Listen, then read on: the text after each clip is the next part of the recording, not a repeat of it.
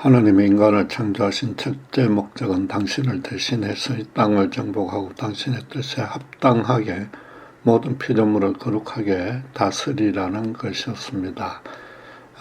그것이 창세기 1장 28절의 말씀이었습니다. 요컨대 지구 환경은 물론이고 다른 동식물들도 함께 번성해야 하고 사람들끼리 더불어서 잘 살아가라는 것입니다. 문제는 불신자들도 그렇게 행하고 있으므로 굳이 기독교의 하나님을 믿어야 할 필요성을 실감하지 못한다는 것입니다. 실제로 지구온난화를 막기 위해 동식물과 환경을 잘 보호하며 이웃을 성심껏 섬기는 불신자들이 많습니다. 그래서 전도하다 보면 신자들보다 내가 더 선하게 살고 이웃도 더 사랑하는데 교회 나갈 이유가 없다는 반응을 종종 접하게 됩니다. 부끄럽게도 교회와 신자들이 잘못하고 있는 부분들이 많아서 마땅히 대응할 말이 없습니다. 이런 맥락에서 사람들은 가톨릭과 개신교를 종종 비교합니다. 가톨릭의 교황은 국제적 분쟁에 적극 개입해 중재하고 현 시대의 여러 사회적 이슈에도 바른 길을 제시해 주려고 합니다. 그 신자들도 열악한 환경과 기아에 처한 사람들을 도우고 무엇보다 각 지역 성당들의 눈살 찌푸릴 만한 스캔들이 없습니다. 반면에 개신교는 자기들끼리만 모여서 천국 가자 하며 온갖 비리가 성행하는 배타적이고 문제 많은 종교로 비춰지고 있습니다. 자연히 가톨릭이 개신교보다 우월하다는 평판이 생겼습니다. 그 결과 원래 가톨릭이 기독교의 모교회이고 개신교는 거기에서 떨어져 나온 자교회에 불과하다고 생각합니다. 중세까지 가톨릭이 유일한 정통교회였기에 기독교의 적자인 셈이고 개신교는 서자에 해당된다는 것입니다. 경망스럽고 부패해 보인 개신교를 믿지 말고 의롭고 경건한 가톨릭을 믿어야 한다고 흔히들 말합니다. 이런 비판들은 기독교의 본질이 무엇인지 잘 몰라서 생기는 것입니다. 모든 종교는 크게 두 가지로 구성됩니다. 종교가 가르치는 진리 체계와 예배와 기도와 봉사 등을 통해 그 진리를 실현하는 외적인 방식이 그것입니다. 종교의 내용과 종교의 형식이라고 구분지을 수 있습니다. 대부분의 종교들의 형식은 대동소이하고 정작 다른 것은 종교의 내용입니다. 따라서 종교를 상호 비교할 때는 그 진리 체계를 대상으로 삼아야 합니다.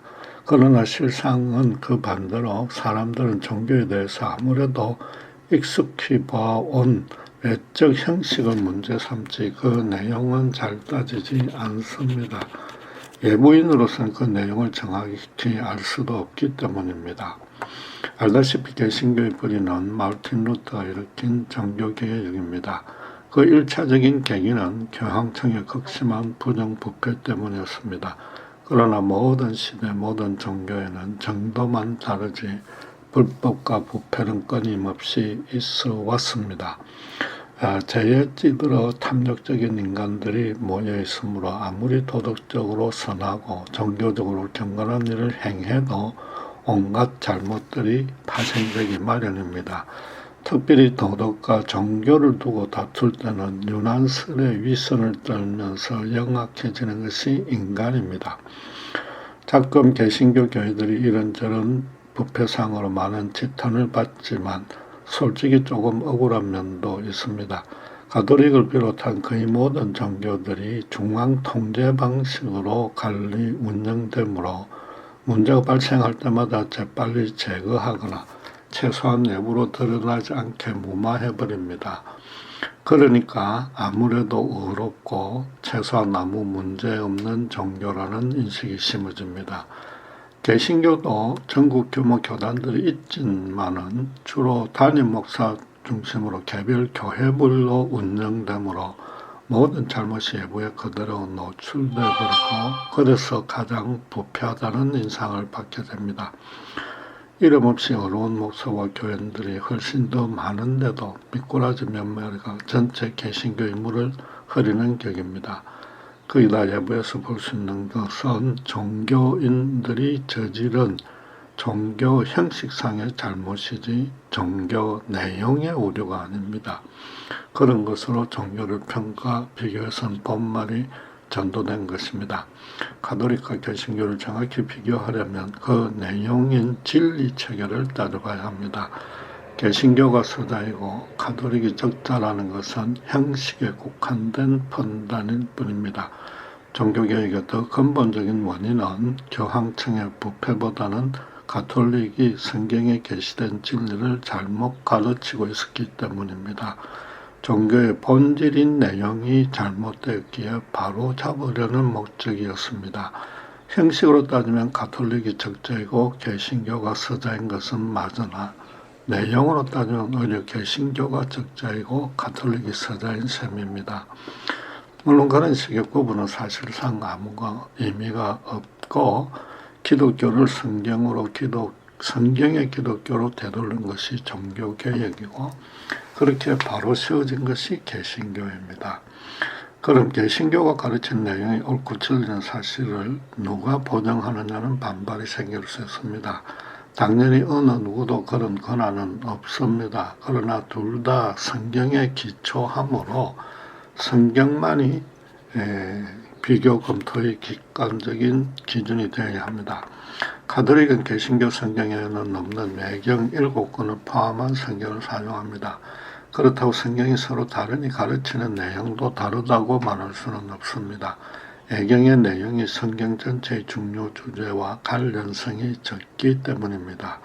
그래서 예경을 제외하고 가톨릭과 개신교가 공통으로 가르치는 66권을 비교, 검토, 연구해서 어느 쪽이 성경이 말하는 바와 일치하게 가르치는지 살펴봐야 합니다. 지금 구체적으로 비교할 여유도 없고 굳이 그럴 필요도 없습니다. 이 둘을 합리적으로 비교 평가해보고 싶다면 성경을 정말로 진지하게 읽고 연구해보면 가능합니다. 진리란 반드시 스스로 자기를 증명하는 능력이 있기 때문입니다. 가톨릭의 잘못을 지적하려는 뜻은 전혀 없습니다.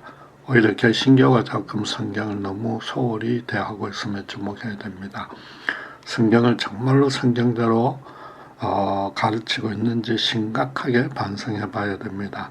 목사들이 평생토록 자기 전부를 걸고 성경을 파고들어서 하나님이 계시한 참 진리를 찾고 또 성도들로 온전히 알게 하고 그 진리에 성도들도 목숨을 걸게 만들어야 됩니다. 미안하지만 타 종교인들은 자기들 경전을 암송까지 하는데 반해 기독교 신자들만 성경을 제대로 모르는 것 같습니다. 신구약 성경 전체를 한 번이라도 제대로 읽어본 신자는 매우 적을 것입니다. 성경도 온전히 모르면서 신자라고 자부한다면 너무 염치 없는 것 아닙니까? 아무리 교회 모임에 성실히 참석하고 열심히 봉사하고 기도 뜨겁게 해도 성경을 모르면 아무 의미가 없습니다. 나중에 하나님을 대면할 때 과연 제대로 고개를 들 수 있겠습니까? 초대교회 교인들은 성경에 온전히 갖춰지지 않았어도 예수 십자가의 구원 진리를 실현하기 위해서 목숨까지 걸었습니다. 그 진리가 신자들의 삶을 거룩하게 변화시켰고 주변 사람들이 그런 삶이야말로 정말로 인간다운 삶이라고 절감하여서 기독교로 개종했습니다. 가장 단시간에 최고로 빨리 전파된 종교가 기독교였습니다. 지금은 정반대가 되었습니다. 사람들이 개신교의 형식을 보고는 개신교의 내용도 그러려니 판단합니다. 아무리 전도를 많이 하더라도 신자와 교회가 지금과 같은 형태를 계속 보이면 오히려 전도에 방해만 될 뿐입니다. 신자는 성경의 진리를 철저하게 공부해야 합니다. 간혹 어떤 교회를 택해야 할지 제게 물어오는 경우가 있습니다. 제 대답은 항상 한결같은데 성경을 주일마다 연속적으로 강해 설교하는 교회를 찾아가라고 권합니다. 기독교의 형식이 아니라 내용부터 온전히 가르치는 교회라면 좋은 교회일 확률이 높기 때문입니다. 지금 우리 스스로에게 진지하게 한번 물어보기를 원합니다. 나중에 천국에서 주님을 만날 때에 성경을 한 번이라도 제대로 읽어봤느냐는 질문을 받으면 예스라고 자신 있게 대답할 수 있을지를 말입니다.